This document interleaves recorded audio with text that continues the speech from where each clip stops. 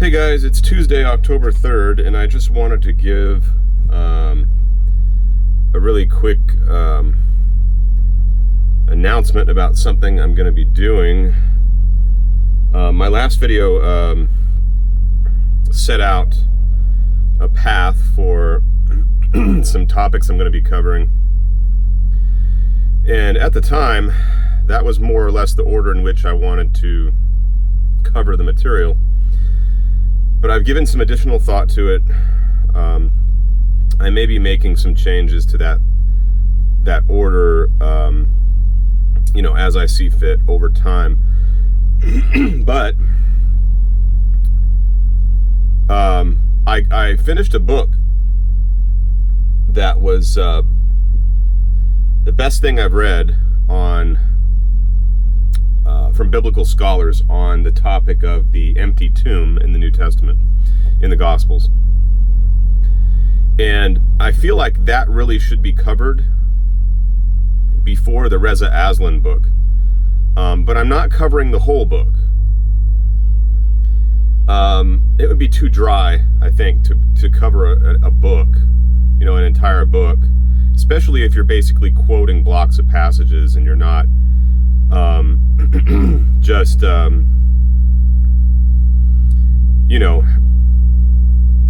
having a conversation.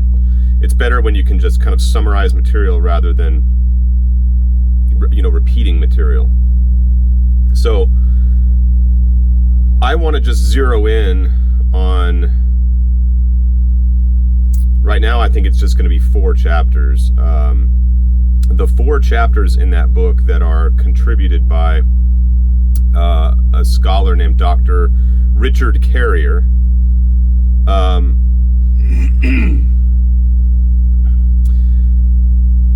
he actually does something on the book of Daniel that I'm going to be covering when I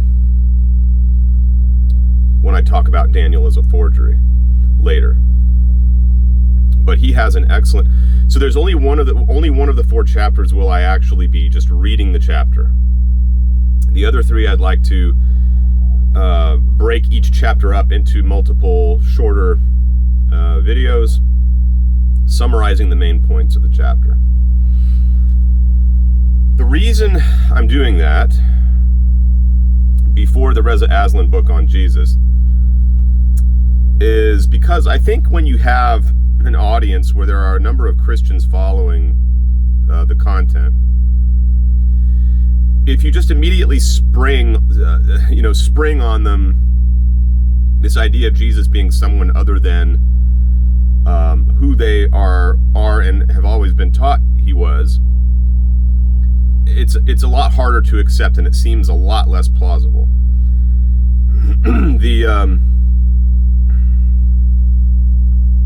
The chapters by Richard Carrier on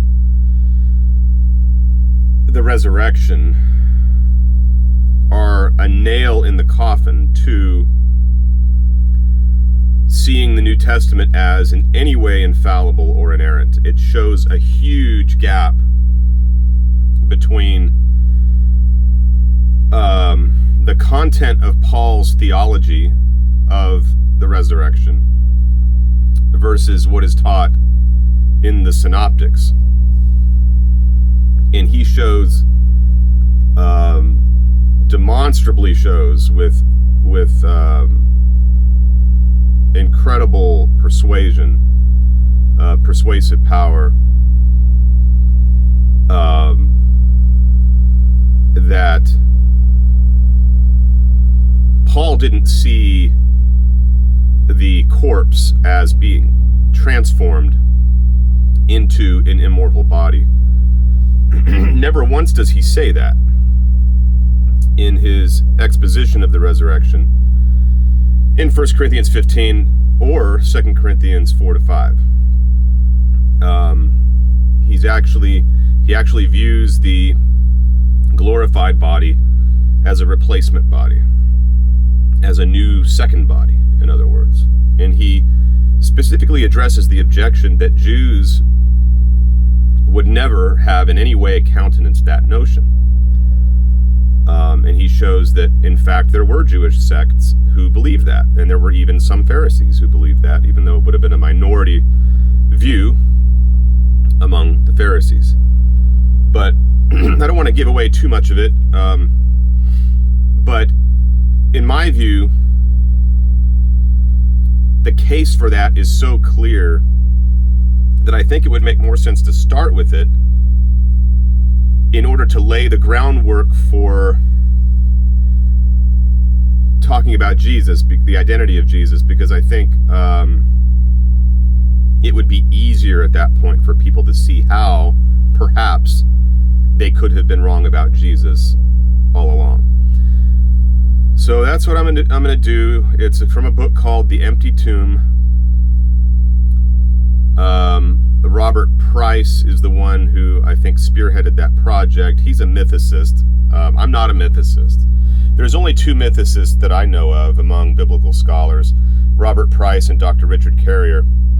But Carrier doesn't get into the whole mythicist thing, and I'm not a believer in it. Almost no biblical scholar out there takes it seriously, and in my view, for good reason. Now, I'm not so close-minded that I'm going to shut myself off to the possibility that it's true. I always want to give everybody a chance to present their position, and I always want to make sure I'm fully understanding a position before I say no. So I am leaving the door open, but at this point, I just don't see it.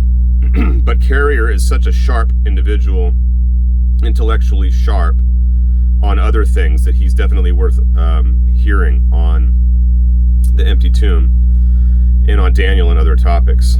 And he's not like your typical mythicist. He, in fact, makes fun of a lot of mythicists out there on the blogs and YouTube for some of the crazy, insane mythicist arguments they come up with. So he's actually a very reputable guy. Let's see what else. I guess that's it for now. So we'll do The Empty Tomb, those 3 or 4 chapters, then Reza Aslan's book on Jesus, which will be mainly summarizing, again, not this dry sort of just reading from it. One series I'd like to do, and I haven't decided when I'm going to, I haven't decided where it's going to fit in to all the other topics. But one thing I'm going to cover is there is a stream of thought that has been gradually building and becoming more and more acceptable in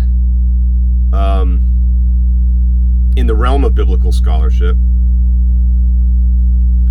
It's still a minority position, but it's gaining a lot of traction, and it's been gaining traction since the 1990s, the early 1990s. The foremost proponent of this view, as far as I know, is Dr. Russell Gamirkin. He's written probably half a dozen books at least, laying the groundwork for establishing the idea that the Old Testament as a whole, with some exceptions, there's texts, for example, like Haggai, that everyone pretty much agrees are, right around 515 or so BCE. There are some Psalms that are very old, a few other texts, but on the whole, the Old Testament is his thesis, was compiled and written not as most scholars thought, by 450 BCE, towards the end of the Persian Empire, but rather around 270 BCE, which would be right when the Septuagint would have been translated. And he makes some really interesting connections to various Greek sources, especially Berosus, who translates a lot of the ancient Sumerian into Greek for the Library of Alexandria, and he shows that the writings of Plato, the writings of Herodotus, the writings of Manetho, who's an Egyptian, and a lot of the Sumerian stuff comes down to the Jews from Berosus and others, and that they came up with their national origin story at that time, and that the Hebrew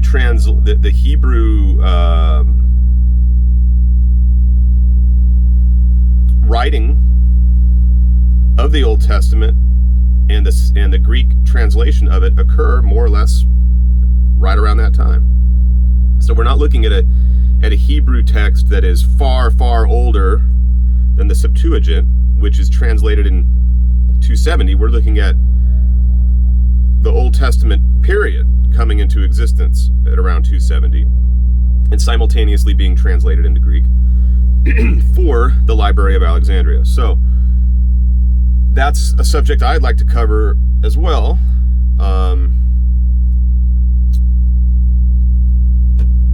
And I guess that'll do it for this one. The next video will be getting started on the empty tomb, and that's the chapter, the first of the 4 from Richard Carrier. I think he just does 4, because I'm not done with the book yet, but I'm pretty sure he only contributes 4 chapters. That one I will read, and the rest I will try to summarize.